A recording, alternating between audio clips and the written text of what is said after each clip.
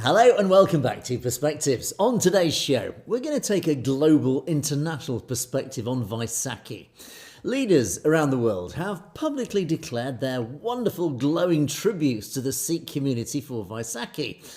But, of course, behind the smiles and warm words, just how genuine are these feelings? Well, we'll take a look at the key diaspora nations in turn and give some of our thoughts, highlighting those most guilty of, well, let's call it hypocrisy, but also including the one nation that has actually said nothing. And ironically, this could be the most interesting and positive one of all.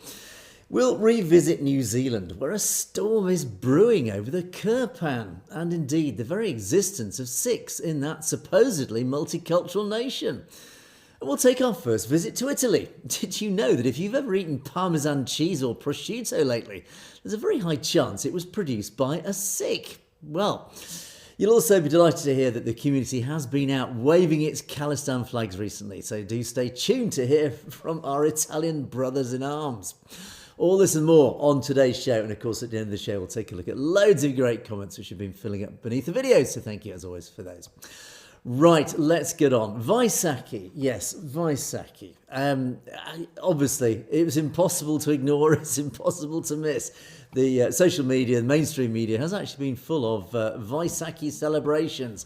None least so here in the UK, for example, our Prime Minister, yes, Keir Starmer, he of course has been getting in on the act. The Vaisakhi, it is a day that should be about the birth of the Khalsa. It should be all the messages that the Vaisakhi represent, the standing against tyranny, the pursuit of justice, etc. But if you, for example, look at the corridors of power here in London, in Westminster, Vaisakhi has been reduced to little more than, well, like it is every single year for the government of any given moment, a photo opportunity festival. A couple of nights ago, Starmer, our Prime Minister, hosted a reception at his home 10 Downing Street. He stood there flanked by candles and vibrant decorations, as he always is, telling the British Sikh community that, quote, Sikh history is British history. He talked about savour. He claimed that Sikh values are intrinsically linked with Labour values. Really? Well, okay. Let me just play. This was posted up on Starmer's, on the government's website. This is their official video celebrating Vaisakhi. It is a time of deep spiritual significance that we come together because it is a time for all of us, I think of all faiths and none, frankly, to reflect on the remarkable contribution that Sikh communities have made and continue to make across the country, whether it's public services, whether it's business, whether it's culture, whether it's giving in and being part of communities. That contribution is immense. Please take these messages back, please share them with others in your community. Happy Vaisakhi to you and to Sikhs all around the world. Thank you very much. Enjoy the evening. Oh, it sounds wonderful, doesn't it? I mean, Starry makes my skin crawl, but that's a personal feeling. But anyway, but we don't look at the smiles, we look at the track record. And the track record of this Labour government is one of total calculated betrayal. So it's all very well Starmer standing up there with his warm political sound bites and these lovely sort of edited videos saying how wonderful I am towards our Sikh community. I align with our Sikh community. But sadly, let's talk about Labour, his government, in opposition versus Labour in power. So before they were elected, was it nearly a couple of years ago now, when Starmer was hunting for votes from the Sikh community, the Sikh voting bloc, his party was very vocal. They promised all sorts of things. They promised a full independent inquiry into British involvement in the 1984 attack on the Golden Temple, Operation Blue Star. He promised an actual inquiry. They sat in your gurdwaras and nodded solemnly when you talked about that shameful scar of the Amritsar massacre, Operation Blue Star. But now that he's in government, total silence. Since taking office, the 1984 inquiry has been, as we say in English, kicked into the long grass. It's just conveniently forgotten about. Just weeks ago, on the anniversary of the Jallianwala Bagh massacre, Starmer had an absolutely perfect opportunity on that date to issue a formal apology that Labour once demanded from the opposition, the Conservative Party. And he didn't. Instead, he invited a few hand-picked representatives to Downing Street for tea and snacks. Oh, very jolly. This isn't service. This is basically, I suppose the Americans would call it a bit of a shakedown. They want your vote. They want Sikhs to vote for them, but they've no intention of delivering Sikh justice that they've promised. There's the case of Jagtar Singh Johal, Jaggi. I mean, we all know this story because I cover it on a regular basis. I sit here and rant on a regular basis about Starmer's failure to bring Jaggi home. A British citizen, a British Sikh who has been languishing in arbitrary detention in India. Even the United Nations says his detention is arbitrary. Our own intelligence agencies, MI5, MI6, stand accused of tipping off the Indian authorities that led to his original abduction in 2017 and his torture that followed. And what has Starmer done? Well, last year he actually finally managed to mention Jaggi's name to Modi during their trade deal meeting. Yes, trade deal. That's what it's all. That's everything you need to know about the Sikh-British bond. To this government, a British Sikh's life is a bargaining chip to be traded for cheaper Indian exports. When Foreign Secretary Yvette Cooper, one of our most ineffective politicians of all time, met Jaggi's family recently, met his brother Gurpreet, she left them deeply disappointed. Gurpreet actually posted on social media, the most deeply disappointed I've felt so far. So there was no new information, no progress, just more, well, we'll raise it every time we talk to them. Except they don't, as has been proven. It's their failed diplomacy that's failed since 2017. Well, also in hand with the Conservatives. I'll come on to the Conservatives in a moment. Why has Labour gone cold on the Sikh community? What's it all about? Why has Starmer... And don't worry, if you're in the US or North America, I'm coming to you guys shortly and down under. I'm just having a go at the British government to start with. It doesn't stop here. But anyway, there is a growing perception, and the data supports this, that Starmer is absolutely solely focused on courting the Islamic vote at the expense of every other demographic, including white vote like me, but certainly including the Sikh community and even his traditional working class base. You know, ordinary working class white Brits. So whether it's his cautious manoeuvring around Middle Eastern conflicts, which has become a bit of a laughingstock, or his silence on radical elements to avoid offending certain blocs, the message is very clear. If you aren't a large enough voting threat, your issues don't make his brain space. The Sikh communities, you guys are treated as a safe vote.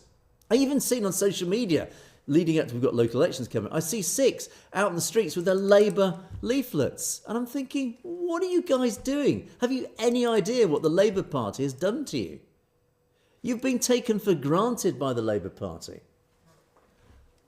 It's absolutely appalling. You guys are being treated, as I said, taken for granted as a safe vote, one that can be bought with this nonsense, with a tweet about Vaisakhi and a plate of langar at number 10. It's appalling. And the opposition is no better. Our other party here in the UK, yes, I saw on social media, on my Facebook feed, this popped up. Happy Vaisakhi from the Conservative Party. I mean, this one absolutely made my blood boil just as much. The Conservative Party, they spent years selling out British Sikhs to appease the Research and Analysis Wing, the NSA in India, for geopolitical stability. It was the Conservative Party who allegedly allowed our intelligence services to collude in the targeting of Sikh activists.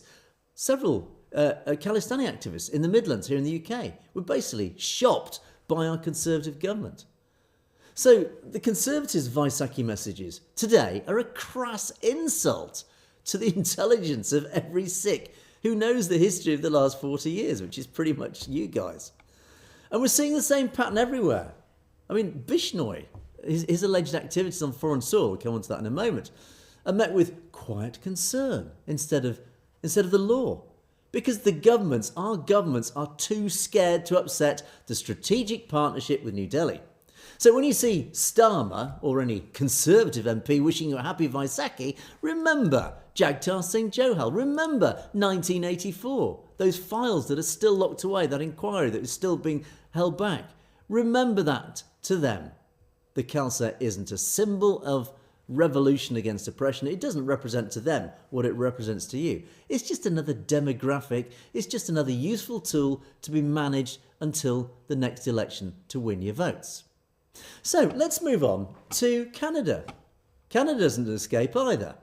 This guy. Yeah, this is another individual who regularly incurs my wrath and my rants. If the UK is a story of forgotten promises, Canada is a story of simple, cold, calculated regime change in priorities. So, Prime Minister Carney issued his Vaisakhi statement a couple of days ago.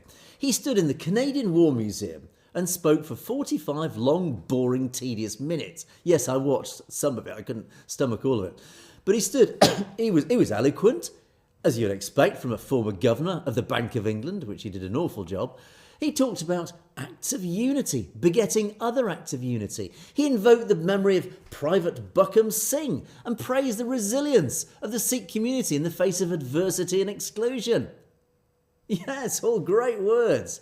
But here's the absolute truth. Carney's Vaisakhi message wasn't about the Khalsa. It was all about the Carney brand. It was all about him. Compare Carney to Justin Trudeau. And say what you like about Trudeau. I've actually, even though I was no fan of Trudeau, I've always given him huge credit for what he did for standing up for the Sikh community. But when the intelligence came in regarding the state-sponsored murder of Nijjar, it was Trudeau who stood up. He called out the Indian government in Parliament, in public. He chose Canadian sovereignty and the lives of Canadian Sikhs over business as usual. This guy's attitude. And Trudeau paid a massive political price for it. He faced a diplomatic firestorm. He faced the wrath of New Delhi. Canadian-Indian relations sunk to the lowest level ever. But now, enter Mark Carney, the World Economic Forum globalist, the man who spent a career at Goldman Sachs and central banks. He's a banker. And if that doesn't, tell you enough, I don't know what does. He doesn't see sovereignty or justice in the same way that you do. He sees markets. He sees strategic partners. He sees profitability and dollars. And just weeks ago, he was in Sydney and Delhi shaking hands with Modi, signing trade deals worth billions. And when reporters, remember that bank of reporters I reported on a couple of weeks ago, when they asked him, they barraged him with questions about Indian agents and were they still interfering in Canada? What did he say? Well, he distanced himself from his own officials. He said he wouldn't use those words. I wouldn't use those words. He called his approach one of vigilance and engagement. Fancy words, banker speak, for saying we're looking the other way because there's money on the table. That's really his message. This is the globalist agenda in action. To a man like Carney, the life of a Sikh activist in Surrey or Brampton, it's a complication, it's a thorn in his side to a trade corridor. So his Vaisakhi tribute, it's hollow, it's a performance, it's a ritual that he knows inside to be completely fake. To use his own words from Davos, a ritual he privately knows to be false. That was literally a quote from his Davos speech. He praises the harvest of the Sikh community, but at the same time effectively mowing down the protections that Trudeau tried to put in place. So whilst the Sikh diaspora is still suffering, still reeling from the threats of transnational oppression, and don't forget, Lawrence Bishnoi still very much active, and his link to the Indian government, Carney is busy rebuilding trust with that very regime accused of orchestrating those same threats against the Sikh community. He told the elite gathered at Davos that the rules-based order's fading, that Canada must be pragmatic. Well, let's translate that into words that we actually know it to mean. In the New World Order, human rights are a luxury that we can't afford. If you're a Sikh Canadian, Carney wants your hard work, your sacrifice and your labour to fuel his economic engine, his ambitions. So don't expect him to stand up for you when the Indian hit squads come calling. He'll wear the orange scarf, he'll visit the Gurdwara, he'll make all these wonderful speeches, he'll talk about savour, but his real savour is to the balance sheet, to profitability, to the dollar, not to the Sikh community. Trudeau gave the Sikh community a voice. It cost him a seat, ultimately. Carney is giving you a smile while he sells that voice to the highest bidder in New Delhi. That is the Carney pivot. That is ultimately Carney's Vaisakhi betrayal. So that's Canada ticked off. Yes, another hypocritic regime. But let's not leave it just to the UK and Canada. Let's take a look at Australia. Yeah, down under. Prime Minister Anthony Albanese playing a pretty similar game to London, to Ottawa. His Vaisakhi message was filled with all the usual platitudes about the beautiful Australian story and how the Sikh community enriches the nation's fabric. Yeah, it does. But let's look at the Australian story. Now, Albanese is actually a politician very much under siege. Domestically, he's telling Australians to take the train to save on fuel because he's unable to manage the economic fallout of the US-Iran blockade in that Strait of Hormuz. He's being heckled in the streets by citizens, shouting at him that he's got blood on his hands regarding his foreign policy choices. So what does a politician in trouble do? Well, he finds a vibrant, successful community. The Sikh community, it just falls into place. And he uses their festival to pivot the narrative back to unity. It's all about unity. We're all united. It's a distraction technique. He praises your resilience because he needs you to be resilient while his government fails to protect your cost of living. It's safer when you do it for the community, but it's a photo opportunity when he does it for the cameras. Let's just move across the straits to New Zealand. Yeah, this guy, Chris Luxon. Prime Minister Chris Luxon's Vaisakhi greeting spoke of honour, faith and community spirit. This is the same man who just weeks ago at Waitangi was met with unprecedented hostility. His government is actively dismantling the foundations of Maori Crown relations, sparking inflamed tensions across the island. I'm going to talk about polarisation in New Zealand in a story after this. Stay tuned. So when Luxon talks to the Sikh community about inclusion, it's a hollow gesture. He's a leader who's currently failing to manage inclusion within his own country's indigenous population. He's using Vaisakhi to present a version of New Zealand that is harmonious, multicultural, while the reality on the ground is actually very different. It's one of deep division and protest, and as I'll talk about shortly, about some pretty nasty stuff going on in New Zealand. The right wing is on the march. So, for Luxon, the Sikh community, once again, is a safe minority. It's one that he can praise without having to address the robust and passionate debate that is actually tearing his social policy apart. So, as I say, stay tuned for a bit more on what's really going on in New Zealand. It's pretty disgusting. And then, so there's one missing. Who would that be? It's this guy. Interesting. Now, I mentioned earlier that there was one party has remained silent, one nation has remained silent on Vaisakhi. Yeah, it's Donald Trump's administration. And in the world of international diplomacy, in the world of politics, silence is often a message in itself. Now, I've been all over social media, I've been everywhere trying to find any official Vaisakhi message from the US administration. I can't find one. I actually genuinely don't think they have issued anything, despite festivals in the past for other faiths that have been acknowledged and paid tribute to. Nothing on Vaisakhi. So it's very easy for, let's say, the critics to say, look, it was a snub. It's, how could he ignore Vaisakhi? It means he doesn't like the Sikh community or something.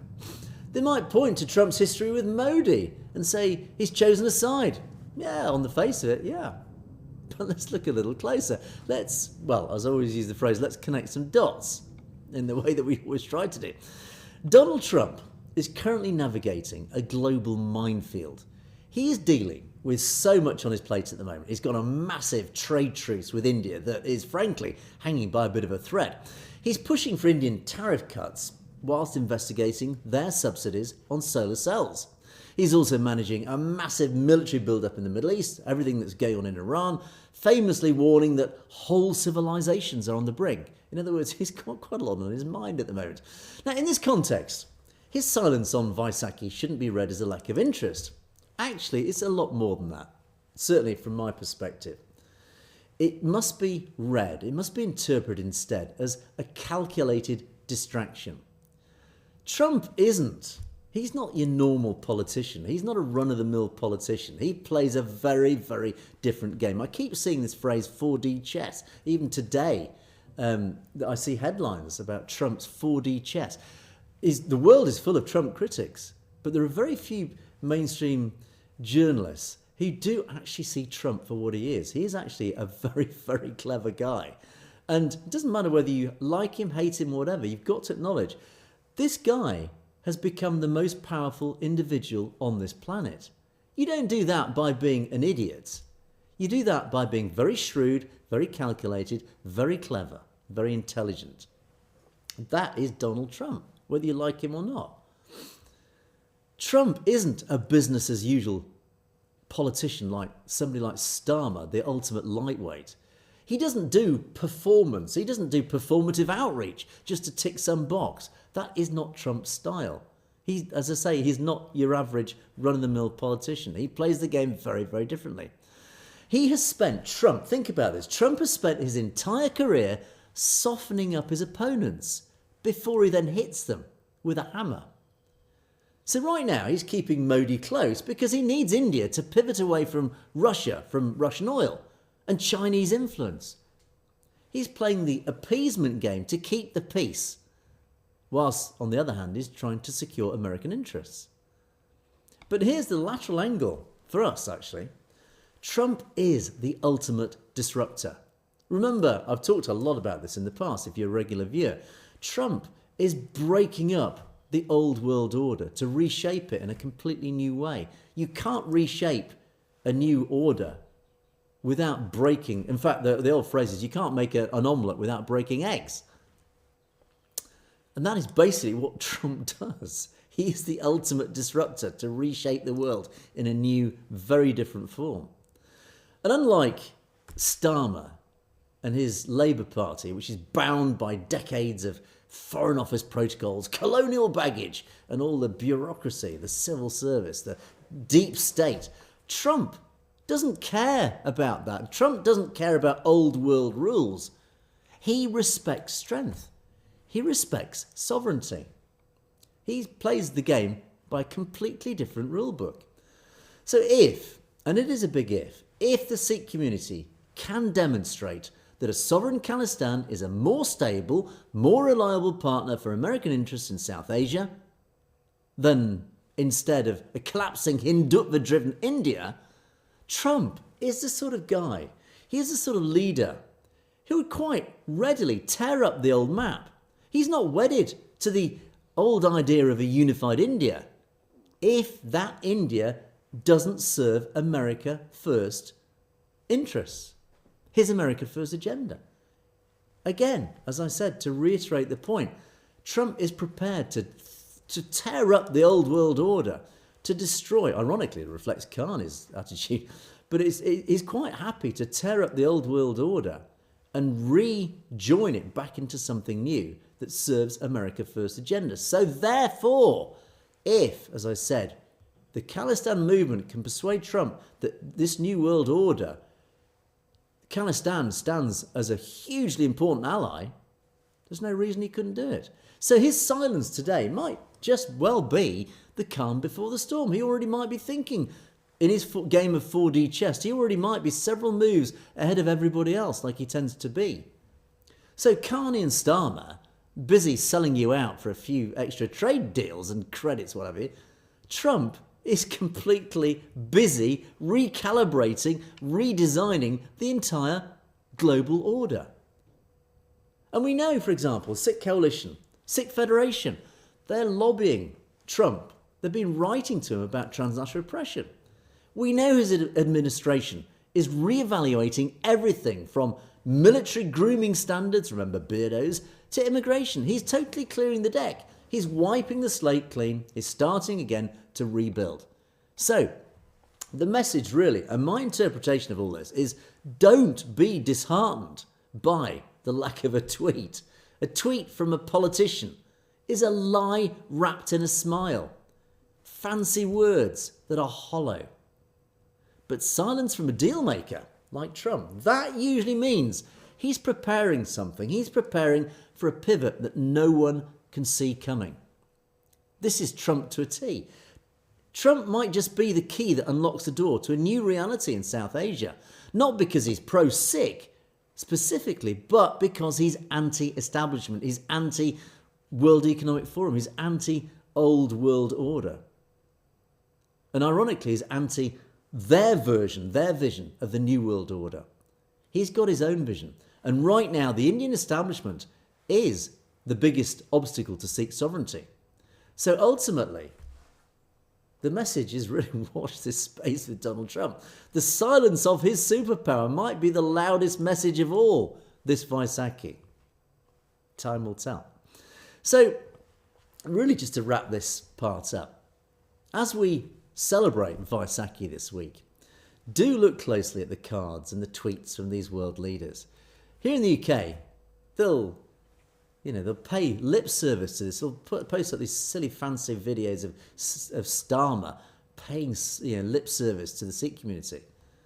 But he won't give you an inquiry into 1984. In Canada, Carney will give you a fancy speech full of lovely words, but he won't give you protection from foreign agents if it costs him a trade deal. Down under, Australia, New Zealand, Luxon and Albanese, they'll use your unity to hide their own disunity. And in the US, well, they won't give you the time of day if it doesn't suit their agenda, but ultimately it could well suit their agenda. The Khalsa was created to be sovereign, to be independent, to be the voice of the voiceless, ultimately. These politicians want you ultimately to be a voting bloc. They want you just to be a simple demographic, which obviously stands in direct contrast to what the Khalsa ultimately is. So don't let these politicians, the likes of this idiot, turn Vaisakhi, one of the most sacred days in the Sikh calendar, into their political marketing. If they want the Sikh vote, they need to earn it. Earn it with justice, earn it with delivering what they've promised on. All of these politicians. So, well, I have a regular go at politicians and their complete lack of integrity, lack of delivery of promises, etc. But this Vaisakhi has proved it more than any, I think, that's come before it. What these politicians generally stand for. They don't stand for the Sikh community. They stand for themselves and their own political ambitions. So there you go. And let's move on. Now, I did touch on New Zealand in that last bit. I'm chuckling because, as I said in the introduction, there's a real storm brewing in New Zealand, of all places. I mean, as I say, and I think he even said in yesterday's show, and respect to you guys in New Zealand, I love Kiwis, but God, it's a strange country at the moment, politically speaking. In the last few years, politically, it's been a really, really strange situation in terms of its values, of Kiwi values. To us in the Northern Hemisphere, we've always seen New Zealand, apart from being one of the most beautiful lands on the planet, we've seen the people as being really friendly, the most innocuous, the most inoffensive people on the planet. They're lovely Kiwis. We always welcome a Kiwi into the Northern Hemisphere. But as I say, in the last sort of few weeks even, I've just seen this eruption of polarisation, of hate, spilling into the public discourse. It's really, as I say, I'm quite taken aback. And this is one story that's sort of gone a little viral in the last 24 hours, and it comes from a place called Papakura in New Zealand. And it does relate to an individual that sadly we give far too much airtime about, a guy called Brian Tamaki. Regular viewers will know who I'm talking about. He has a wife, Hannah Tamaki. Now, Brian himself, he is the leader of the Destiny Church. And it's appalling that he calls himself a church, because he's basically a right-wing extremist. He's a nut job, as we say in the Northern Hemisphere. He's a very, very dangerous guy. And he's also the leader of Vision New Zealand. And so this story, what's it all about? Well, Hannah, his wife, posted a photograph of a Sikh woman at a Starbucks. And the photo, which was taken from behind, focused specifically on the kirpan that she was wearing, obviously an Amrit Dari Sikh. So her caption, when she posted this photo up on social media, was framed in the language of public safety, concerns for families. She called the open wearing of a kirpan something that should concern every parent, questioned why it was being normalised in New Zealand. I've been here before, haven't we? So, and the interaction didn't actually stop there. It stopped with a simple photo. The lady, the Sikh lady's husband, confronted Hannah Tamaki at a nearby nail salon, and the video sort of was spread around about that confrontation. The man was calm. He asked a simple, logical question: why did you take a photo of myself and post it online and my wife? Did I threaten you? And Hannah Tamaki's response was a classic whataboutism, asking if she should be allowed to wear her hunting knife in public, etc. And it was, again, it's a bit of a storm in a teacup, but it's a very symbolic storm in a teacup, because it's not just an isolated incident of road rage, or whatever you call it, retail rage, or whatever, Starbucks rage. It's a calculated political manoeuvre by the Tamaki couple and their extremist group, Vision New Zealand.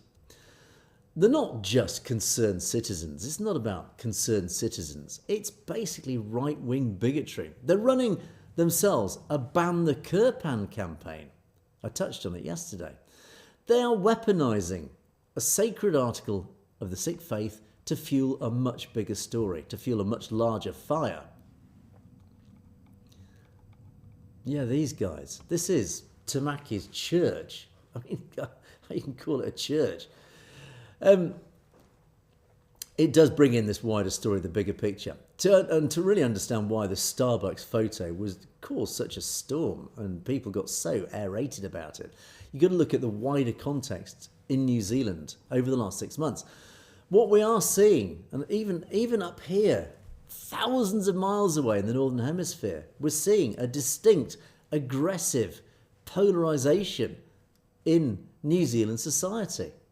And actually, ironically, I think it even has roots back to COVID and the awful time of COVID and lockdowns and things. But anyway, certainly it is manifesting itself in stuff like this now. Because over the new year, December, January, those Naga Kirtan processions, these wonderful celebrations of Sikh faith and etc. Always happy occasions, enthusiastic, happy crowds, positive smiles. You know, it's always a very, very nice, good family atmosphere. Children are in attendance, etc.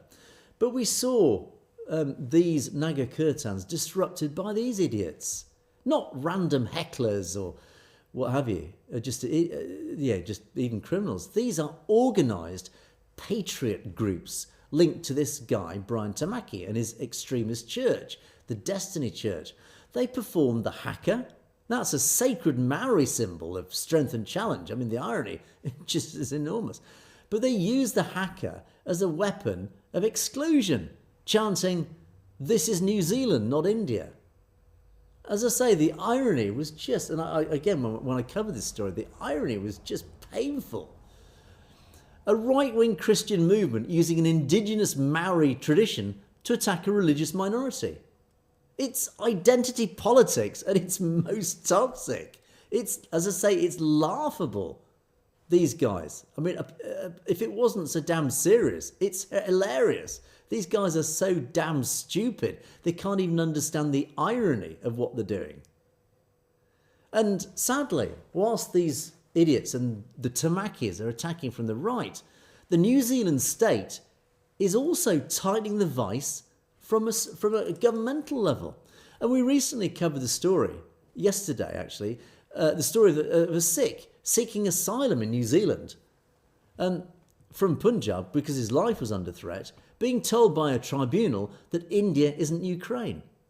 And the implication of that was that the persecution of Sikhs in India is okay, it's acceptable, and doesn't warrant the same level of Western compassion as, say, Ukraine does. And this, sadly, can be described as a malaise. It's the New Zealand malaise. Malaise, for those people who want to know what that word means, I think it's a French word. It means indifference, don't care, doesn't matter. At the street level, on the streets, you've got the rise of these idiots, these right-wing Christian fundamentalists that views any non-Christian or even non-Western symbol as a threat. But at the state level, at the high level, you've also got a cold, bureaucratic dismissal of the real, genuine dangers that Sikhs are facing globally. And it sounds a little familiar, doesn't it? And it should, because New Zealand is currently mirroring this populist blueprint that is now being seen in the UK, Canada. When the economy tightens, when things get a little bit tough, fuel prices soar, housing costs become too expensive, the cost of living becomes a crisis. Politicians and these megaphone populists, like the Tamakis, need a scapegoat. They need to blame someone. Now, they don't want to talk about boring, dry, real causes like monetary policy or globalist trade deals. They want to talk about something that's clickbait, something that raises their profile, something that's a little bit more provocative. The dagger at the Starbucks counter. It makes a great headline, doesn't it? And all it's doing is polarising New Zealand society, as indeed it has across here in the Western democracies. But that polarisation is a trap. It forces the Sikh community into a defensive position, fighting for their basic right to wear a kirpan. But the larger issues of transnational oppression and political betrayal on a large scale become ignored. They're too much on the back foot, trying to even just defend their right to wear their articles of faith, to even worry about the bigger stories of transnational oppression, etc. So the Tamakis, these lunatics, they're not just uncomfortable with the kirpan, they're using it to signal to their base that New Zealand is under siege. It's the same a nation under siege rhetoric that Brian Tamaki has used for decades, but is now using it against a visible, identifiable target. So the message to New Zealand is, look, it's not just about a photo in Papakura, that Kirpan photo. It's a test of New Zealand's commitment to its own supposed multicultural values. So if Luxon, Prime Minister Luxon, can praise inclusion in his Vaisakhi message, whilst a major political movement in his country actively campaigns to ban Sikh religious articles, then those Vaisakhi wishes are pretty worthless, aren't they? So, keep an eye on that. New Zealand is at a bit of a crossroads. Now, it can remain a society that respects the honour and grace of the Kirpan, or it can follow the path of the globalist betrayers, the likes of Carney, where minorities are tolerated only as long as they remain invisible and compliant, and also a useful political tool to use at election time. There you go. Now, I'm going to finish today's news stories on something a little bit more positive. Italy. We never talk about you guys in Italy. I don't know if we've got any viewers in Italy. If you're watching us from Italy, let me know. I'd love to give you guys a shout out. Drop me a comment below the video. Let me know if you're watching from Italy. I know we do have some Europeans, Germany, for example, France. Do we have anybody in Italy watching? Anyway, I'm delighted to, on a very almost unique occasion, report on what's going on in Italy. It's all about a video that's been circulating in the last few hours showing, well, I'll show you. Here you go. Let me show you this. I found this on social media. I'm delighted, as I say, to report it. संविधान जिहड़ा India दा अतवादी संविधान है जिसने पंजाब दे विच अतवाद फैलाया साडे नौजवानां नूं घरां चों कढ के गैंगस्टर कह के मारिया इस संविधान दे थल्ले अकाल तक सब ढाया गया इस संविधान दे थल्ले धीआं भैणां दे रेप ਦਿੱਲੀ ਦੇ ਵਿੱਚ ਸ਼ਰੇਆਮ ਹੋਏ। ਇਸ ਸੰਵਿਧਾਨ ਦੇ ਵਿੱਚ ਨੌਜਵਾਨਾਂ ਨੂੰ ਕੱਢ ਕੇ ਘਰਾਂ ਚੋਂ ਮਾਰਿਆ ਗਿਆ। ਇਸ ਸੰਵਿਧਾਨ ਦੇ ਥੱਲੇ ਸਾਡੇ ਗੁਰੂ ਗ੍ਰੰਥ ਸਾਹਿਬ ਜੀ ਦੀ ਬੇਅਦਬੀ ਲਗਾਤਾਰ ਜਾਰੀ ਆ। ਅਸੀਂ ਇਸ ਸੰਵਿਧਾਨ ਨੂੰ ਨਹੀਂ ਮੰਨਦੇ। ਅਸੀਂ ਇਸ ਸੰਵਿਧਾਨ ਨੂੰ ਇੱਥੋਂ ਲੀਰੋ ਲੀਰ ਕਰਕੇ ਜਾਵਾਂਗੇ। संविधान बन के रहूगा खालिस्तान, ना हिंदी ना हिंदू संविधान बन के रहेगा खालिस्तान, ना हिंदी ना हिंदू संविधान बन के रहेगा खालिस्तान, ना हिंदी ना हिंदू संविधान बन के रहेगा खालिस्तान। खालिस्तान जिंदाबाद, खालिस्तान जिंदाबाद, खालिस्तान जिंदाबाद, खालिस्तान जिंदाबाद। किल Modi. Great stuff. Lovely to see that. Well done, guys. I mean, I chuckled when I watched this because it's just so...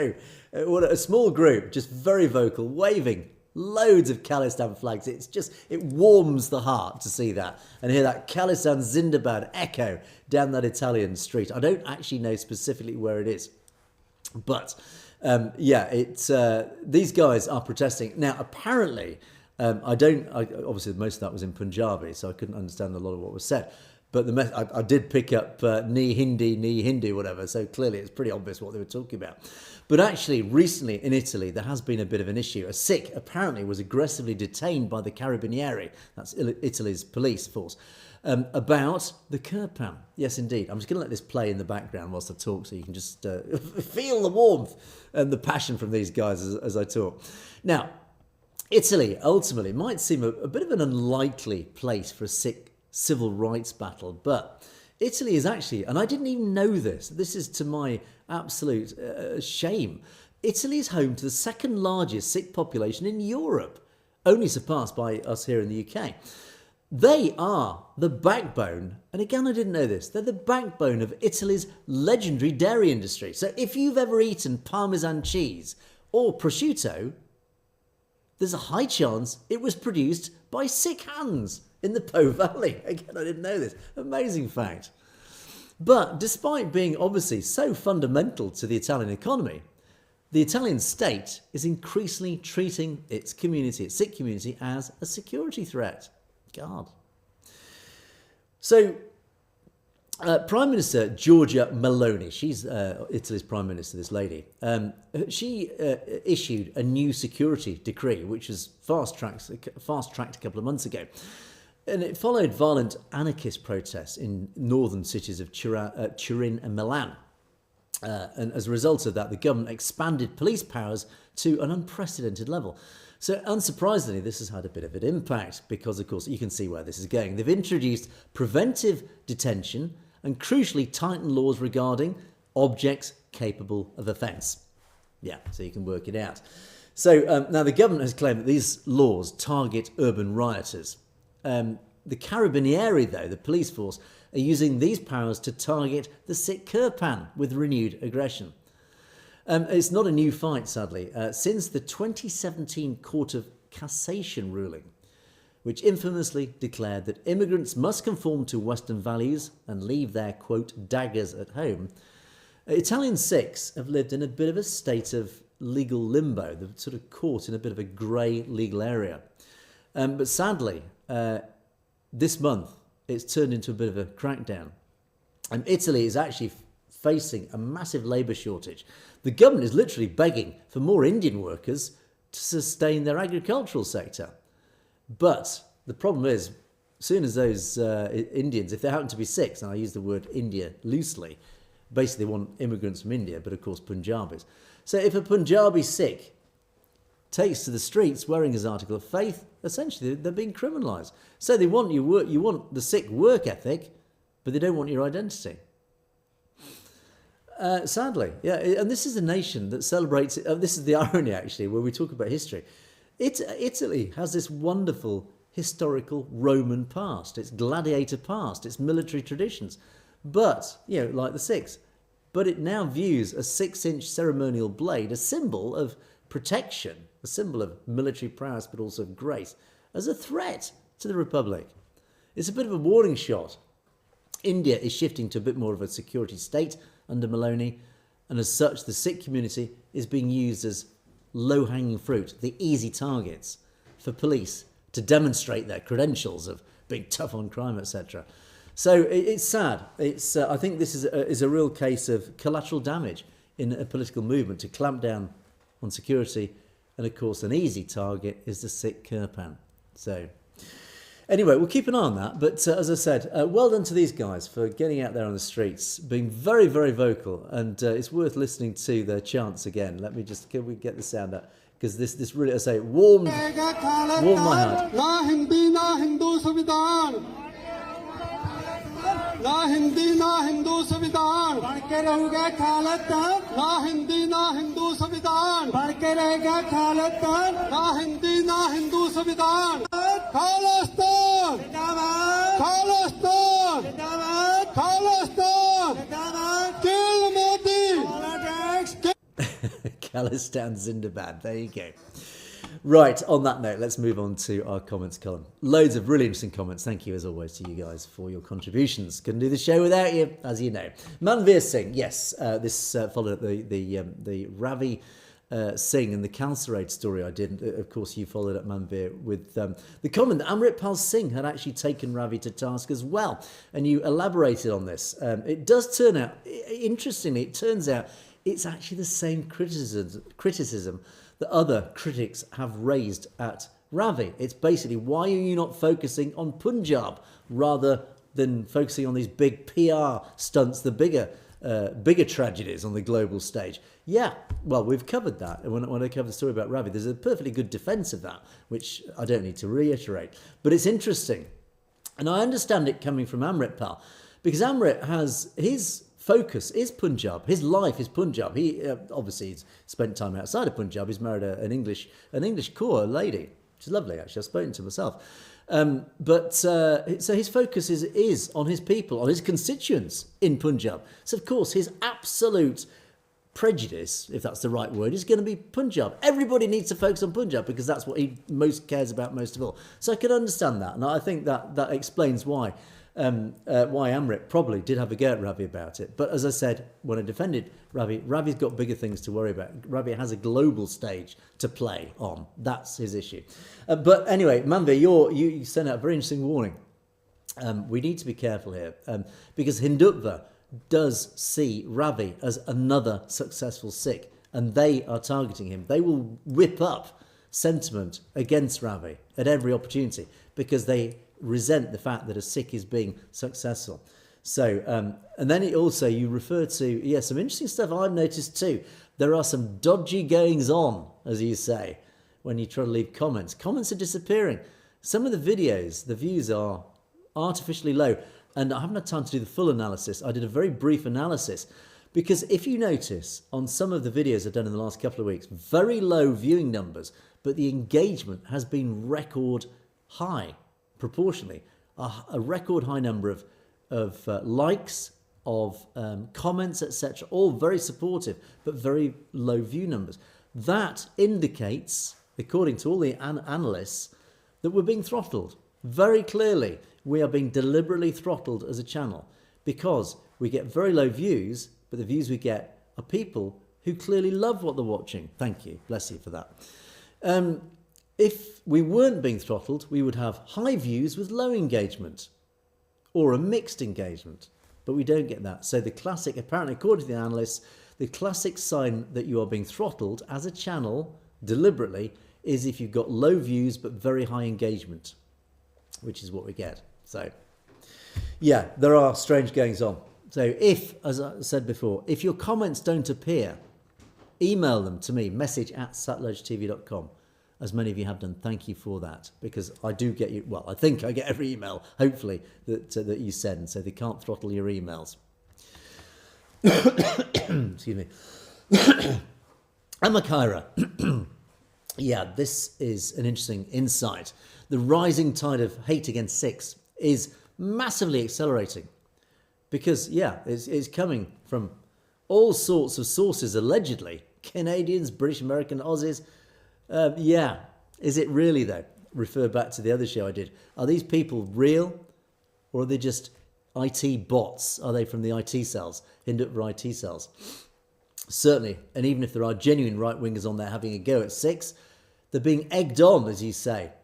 by Hindutva. It's a nasty game of information, disinformation, misinformation, and propaganda, and whipping up the mobs against Sikhs. It is accelerating. We know why. Because the Khalistan movement is winning. When you see the Khalistan movement at the United Nations, as we have done recently, high-profile press conferences, high-profile meetings, India is terrified. It knows it's losing the battle. It knows Khalistan is coming, and it's fighting its last fight to try and stop it. That's why it's accelerating. Guru Nanak Darbar Gambhir, we never forget 1984. No, we must not. We must never forget. We must remind the younger generations what happened, or educate the younger generations what happened, and we must tell the world outside the Sikh community what 1984 was about. Not just Operation Blue Star, but of course the genocide later that year. It's a fundamental, important point to remind everybody about what happened. Never forget. Mohan Danoa. In the US, people think anyone with a turban is a Muslim. Ayatollah. So they attack them. The first victim after 9/11, as I regularly refer to, was a Sikh, because the idiot who attacked him, he's since repented and actually have been forgiven apparently by the family. The first victim who was killed by somebody so angry, so incensed by 9/11 was a Sikh, because the guy thought the Sikh was a Muslim. And that's the problem. So yeah, unfortunately, this is all about education. We need to educate the wider world about who Sikhs are, what they represent, that they are not Muslims. They're certainly not Hindus. Sikhs are Sikhs. And we need to remind people what Sikhs stand for. Saib Jotatwal, thank you for your journalism. Well, thank you for your comment. I asked me to do this story. Maybe I will. I've made a note of this, and if I get a slot, I will try and do a little bit of research on the Dominion Society of Canada and the Second Sons of Canada. Yeah, these are right-wing extremists. And they reflect so many similar groups right across, sadly, across the West. And they want Canada to be a state of English, French, Irish and Scottish descendants, but they don't want Sikhs there or any other non-white, including some Europeans, weirdly. It's weird, isn't it? And again, this ideology is so bizarre. I mean, essentially, it's racist ideology, because ultimately it's not anti-immigration, it's racism. Because English, French, Irish, Scots, they're all immigrants to Canada. They don't belong there, technically speaking, as much as any less than Sikhs do, or Indians, or literally any other Africans. Everybody has an equal right to be in Canada, because ultimately Canada is a land of immigrants, as is America, other than the indigenous Indians. So anyway, but yes, thank you for that. If I do get a slot, as I will research that. Your bottom request. What is your email address? It's there. message@satellitetv.com. So please do email me. I read every email. Those come directly to me, and I do read every email. So thank you. If I don't respond straight away, apologies. I am rushed so much every day. I do read them. Sometimes I don't have time to do a response. I'll try to do a quick thank you back if I can. But if I don't, apologise. Sorry, my apologies, but thank you anyway. So anyway, yes, do email me. Thank you. And thank you for your comments. Punjab, Sikhs need to be diplomatic. This is an interesting question. Of course, Sikhs should make friends of everybody. Sikhs don't want to make enemies. This is why Sikhs are so universally popular. Is because they by default trust a stranger until they're proven otherwise to be distrustful. And that is a default position that's actually quite unusual. So a Sikh will always, by default, trust somebody until that person gives them any reason not to trust them. And that is why, universally, Sikhs are held in such high regard. Sadly, though, that is used and abused. But, interestingly, to people who live outside Iran, the regime is seen as brutal. Well, yeah, it is. I mean, I only have to say 40,000 protesters that were murdered by the regime. I think it's pretty much testament to that. But anyway, as you say, your point there is, look, Muslims are so conditioned to this style of governance that for them it's the norm. It's how they've always lived. Sharia law is essentially the foundations of how Muslims live their lives. They're trying to introduce Sharia here in the UK. That's created a huge issue. Interestingly, then you talk about racially motivated attacks on Sikhs. Do you think they're linked to Iran? No, I actually don't. You say, look, Khomeini, he wears a turban and a beard. The flag looks a little bit like the Kandar. So do you think right-wing British people are attacking Sikhs because they're mistaking Sikhs for Iranians? No, I don't actually. I genuinely don't think that in the slightest. I think most Brits actually have nothing against ordinary Iranians. I've got an Iranian friend actually. He's obviously lived. He's born in the UK, but his parents are Iranian. Lovely guy, really lovely guy. Parents likewise. Most Brits actually have quite a warm feeling towards ordinary Iranians. Loads of Iranians, ordinary Iranians, live here in the UK peacefully. They're decent people, very good people. They're on our news regularly talking about the situation in Iran. So I think, generally speaking, most Brits, even right-wing idiots, don't see Iranians actually as a real enemy, but they see Muslims, certainly Islamic extremists, as an enemy. So they see anybody who's a Muslim, who they think is a Muslim, they attack. Hence why Sikhs are often attacked by these idiots, believing they're Muslims. I don't think it's because they think they're Iranian. I think most Brits are ignorant about what an Iranian looks like or whatever. In other words, I think just to wrap up what I'm saying is I don't think it is an anti-Iranian feeling. I think it's something else. I think it's the Islamic, it's the Sharia thing, ironically. It's Islamic extremism, it's Islamic fundamentalism that most Brits hate. And when they see a Sikh wearing a turban, I think they think, oh, he's a Muslim. And that's why I think the hate crimes are against Sikhs, primarily. Manjit. Hello, Manjit. You popped in. Nice to see you. Still there. You do pop in every now and again to say hello. And it's nice to know that you're still very much there, still with us, Manjit. Thank you. And a hello to you as well. Jaskirat Singh. God bless you, sir. Well, God bless you. And God bless all of you, actually. For being a voice to them that have no voice. Khalistan Zindabad. I am, as I often say, I am just a conduit. I am the messenger that is hopefully giving you guys a voice. But you guys are giving me the voice as well. I can't speak without you guys being there. We are, in other words, all in it together. We are a united voice. I just happen to be using physically my mouth, but bringing your message. So I can't do this without you guys supporting me. I'll say pulling my strings, really, I suppose, ultimately, is the way I could describe it. Jasper, likewise. Thanks, Sir G. Yeah, again, as I always do, turn it back on you guys. It's thanking you for you guys being there, for your comments, for your emails, for your support. Again, for being out there, for campaigning, for being activists, for being these guys. It's you are these guys. All of you out there on the streets. They're the people that I thank. They're the people that all of us thank for getting out there, waving the Khalistan flag, for pushing Sikh issues. It's all of us funneled up into organisations like the Sikh Coalition or Sikh Federation, Sher Punjab, Sikh Youth UK, the hundreds of other Sikh organisations across North America, Down Under, Europe. All these organisations really need all of our thanks. And of course, the final message, as it always is. And in fact, is it Thursday today? It is, isn't it? This is the final show of the week. Podcast tomorrow with Dr. Graywell. What are we talking about? What are we talking about tomorrow? It's an interesting one. I can't remember. My tired old brain can't remember what it's about. But I know it is an interesting one. Oh, I know. It's about the nation state. Talking about Khalistan. It is about what is a nation? What defines a nation? And what defines a state? Is there a difference? Yes, there is actually. There is a legal difference and an important difference because that legal difference is what will determine the establishment of Khalistan. So do watch the podcast. It hopefully will be quite an interesting one to define the legal basis of a state and a nation state.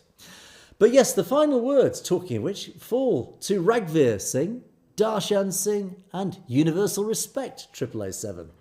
It is Khalistan Zindabad, that wonderful, wonderful chant, which again is just worth. There you are. Let me play this once again because I'd say this always brings my face out in a beaming smile. Khalistan Zindabad. There you go. There it is, guys. So on that note, today's a word as well. On that note, thanks so much for watching. Have a great weekend. Don't forget the podcast tomorrow. And God willing, I will see you tomorrow for the podcast and back on Monday for Perspectives. Have a great weekend.